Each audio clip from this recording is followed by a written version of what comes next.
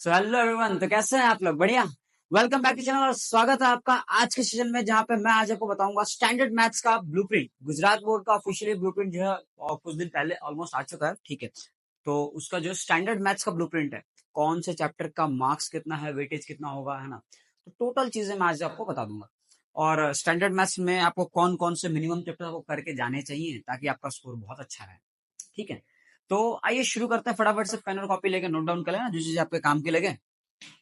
सो मैं आपको फटाफट से सारी चीजें बता देता हूँ।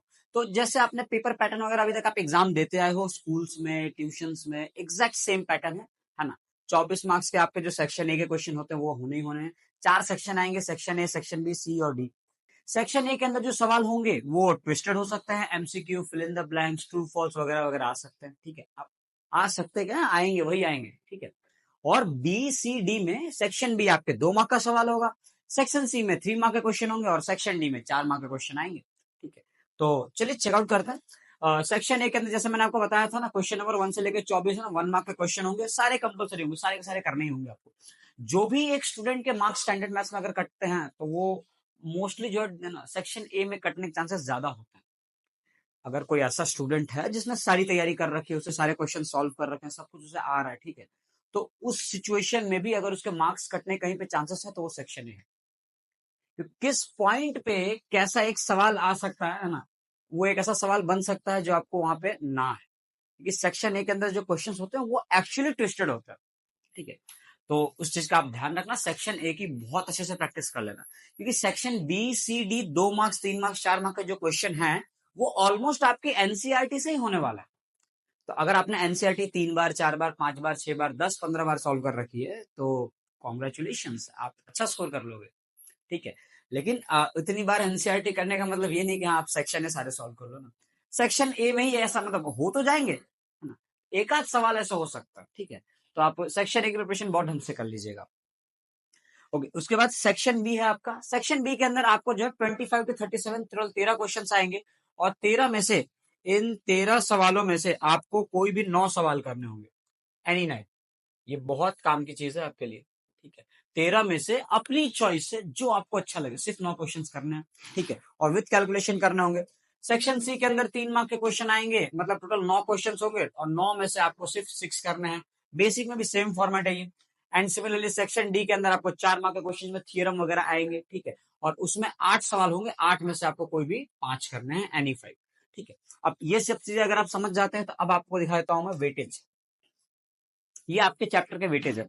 अब सर कौन कौन से चैप्टर्स में वेटेज आपको सामने दिख रहा होगा, विथ ऑप्शन और विथआउट ऑप्शन। ठीक है, अब इसमें से कौन कौन से चैप्टर करने चाहिए, तो आइए देखते हैं उन चीजों में, है ना। तो हमें कौन कौन से चैप्टर करने चाहिए, तो सबसे ज्यादा आपको दिख रहा होगा कि एक चैप्टर नंबर 3, इसका जो वेटेज है वो 12 मार्क्स का है। मैं विथ जनरल ऑप्शन काउंट करके चल रहा हूँ, है ना। जनरल ऑप्शन अपन काउंट करके चलेंगे, क्योंकि जनरल ऑप्शन का मतलब ये हुआ कि चैप्टर नंबर 3 के क्वेश्चन तो आएंगे 12 मार्क्स के, आपको अटेम्प्ट करना है नहीं करना वो आप पे डिपेंड करता है। ठीक है, तो ये हो गए आपके 12 मार्क्स इसके, और 12 मार्क्स एक आपको मिलेंगे सरफेस एरिया एंड वॉल्यूम। तो ये 2 चैप्टर तो आपको हाईली वेटेड दिख रहे होंगे कि 12 और 12, 24 नंबर तो आपके ऐसे ही आ गए।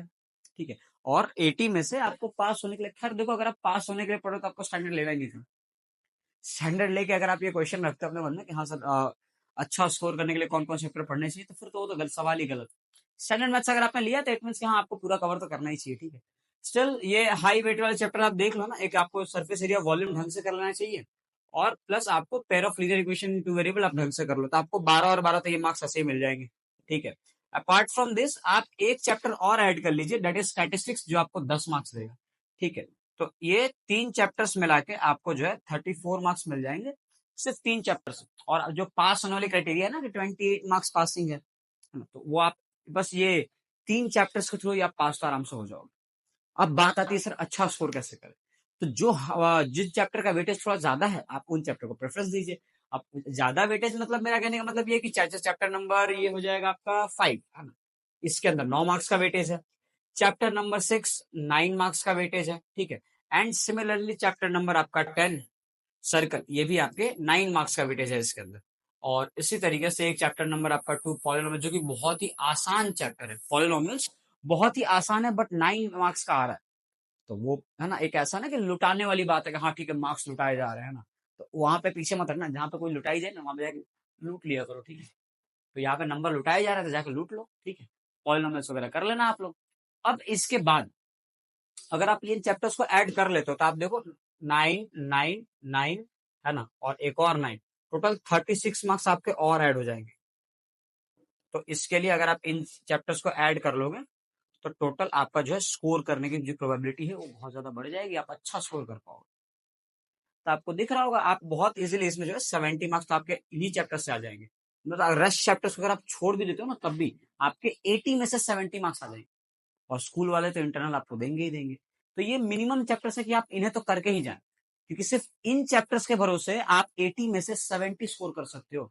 सिर्फ 10 नंबर आपके बचना है, और 10 नंबर आपके बचे हुए चैप्टर्स जैसे आपका क्वाड्रेटिक इक्वेशंस वगैरह हो गया, ठीक है, इन चैप्टर में आपको 10 नंबर रह रहे हैं। तो समझ में आ गया आपको टोटल कितने करने होंगे, 1 2 3, और ये आपके नीचे के 4 चैप्टर, 3 और 4 7 चैप्टर, 14 में से 7 चैप्टर्स करके आप जो है मोर देन 70 स्कोर कर सकते हो, 70 स्कोर कर सकते हो 80 में से।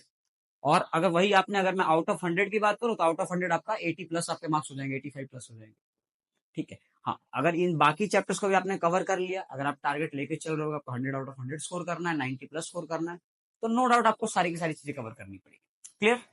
चलिए, तो इसी के साथ में आज का अपना लेक्चर यहाँ पे एंड करते हैं, है ना। आई होप आपको चीजें समझ में आ गई होगी। इसके अलावा अगर और भी कोई क्वेरीज वगैरह रहती है, डाउट्स वगैरह रहती है, तो आप कमेंट सेक्शन वगैरह में मेरे से पूछ सकते हैं। टेलीग्राम का ग्रुप लिंक होगा डिस्क्रिप्शन में, वहां से आप ग्रुप ज्वाइन कर लेना। ग्रुप के अंदर आप लोगों को सारी अपडेट्स वगैरह मिलते रहेंगे, है ना। और ग्रुप में आपको जो भी आपकी क्वेरीज वगैरह रहती है, लाइक पीडीएफ नोट्स वगैरह आपको चाहिए, किसी भी चैप्टर के प्रैक्टिस पेपर चाहिए, तो सारी चीजें ग्रुप में अवेलेबल रहती है, ठीक है। तो वहां पे आप एक बार मैसेज करके वहां पे आपको चीजें भेज दी जाएगी। Clear sir? तो चलो इसी के साथ एंड करते हैं, मिलते हैं अपन नेक्स्ट सेशन में। टिल दैट पढ़ाई करते रहना। ऑल द बेस्ट सभी को, बाय।